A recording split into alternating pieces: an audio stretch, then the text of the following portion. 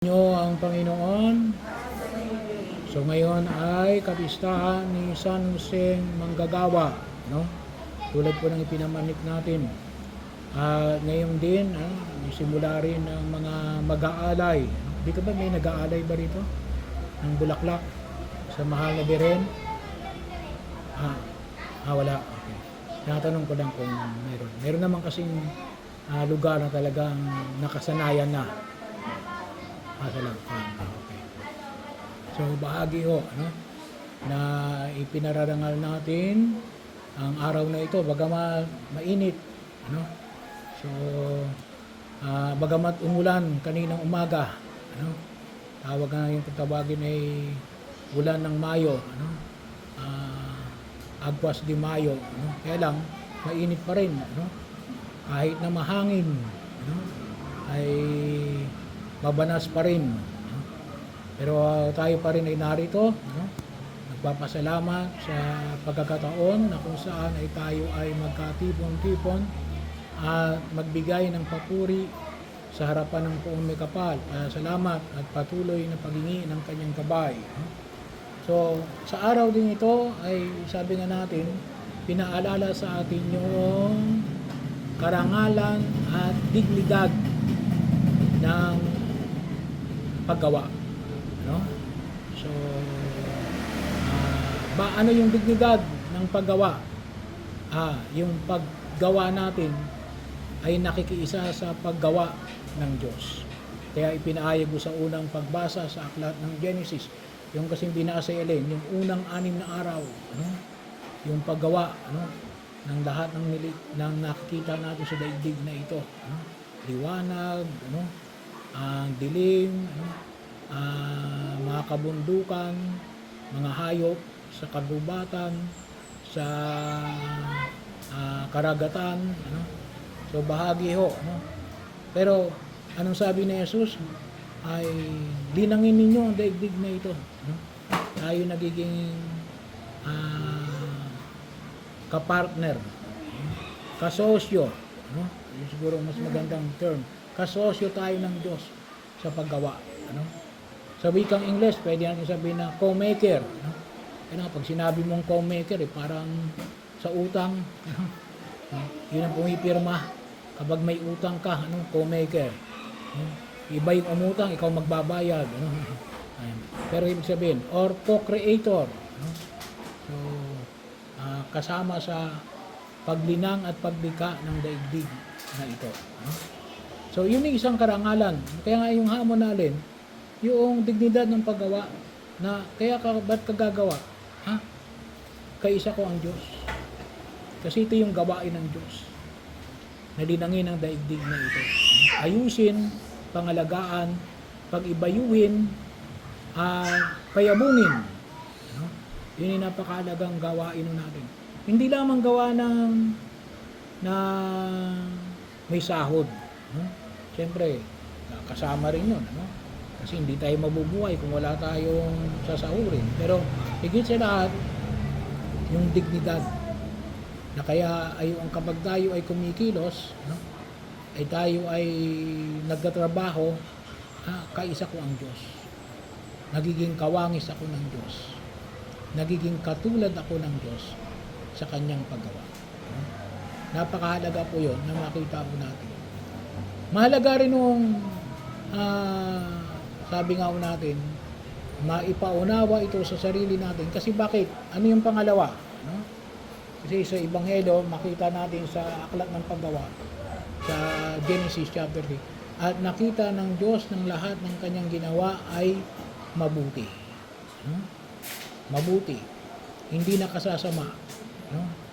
Kasi maaari nga namang gumawa ka, pero yung ginawa mo, nakasama. Bakit? Nagwasak. Paggawa rin yun Bagamat tuntusin against dun sa salitang gawa. Hindi ka gumawa, ngunit nanira. Pero may pagkilos. Yung pagkilos nga lamang ay alin? Ay unproductive. Kasi destructive.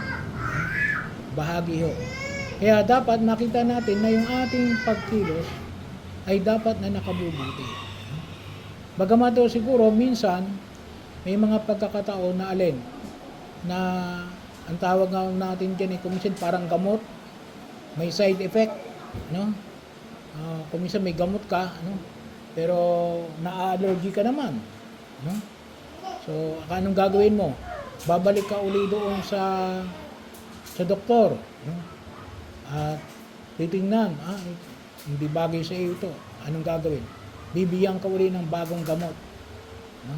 Na walang side effect, no? Na makasasama sa iyo. No? Dapat ganun din yung pagkilos natin, no? Kasi kung minsan may mga pagkilos na kung minsan ay mas malaki yung side effect, no? Yung negatibong side effect kaysa doon sa intended na maging mabuti, no? So, katulad halimbawa ng ikaw ay gumawa ng isang flood control project, no? Na para alin, dapat ay iwasan yung baha.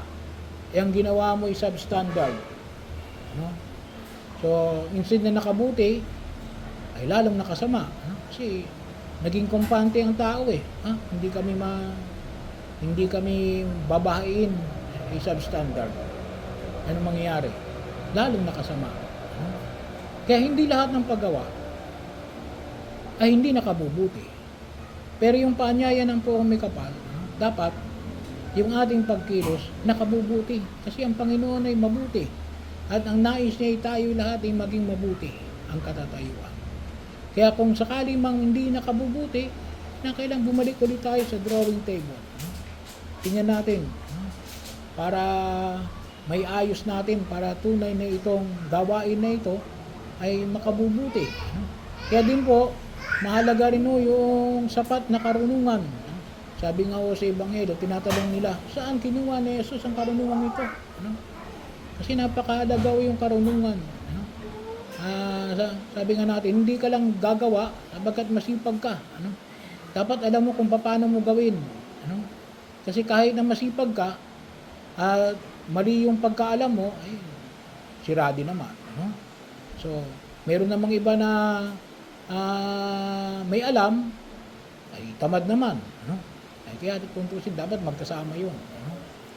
At pangatlo, yung paanyaya na pinapamanig ng Poong May Kapal sa kapistahan ni San Jose, ay ang pagpapahayag ng alin na itong gawain na ito, ng paggawa, ay nawa ay makita natin na iniaalay natin sa Diyos.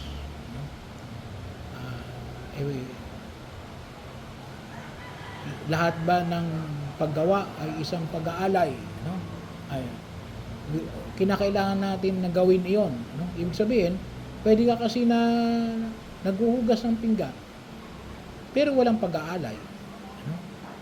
Bakit ka naghuhugas ng pinggan? Kasi wala nang ibang maghuhugas. So, kaya ikaw na lamang naghuhugas ng pinggan. Anong ibig sabihin ng pag-aalay?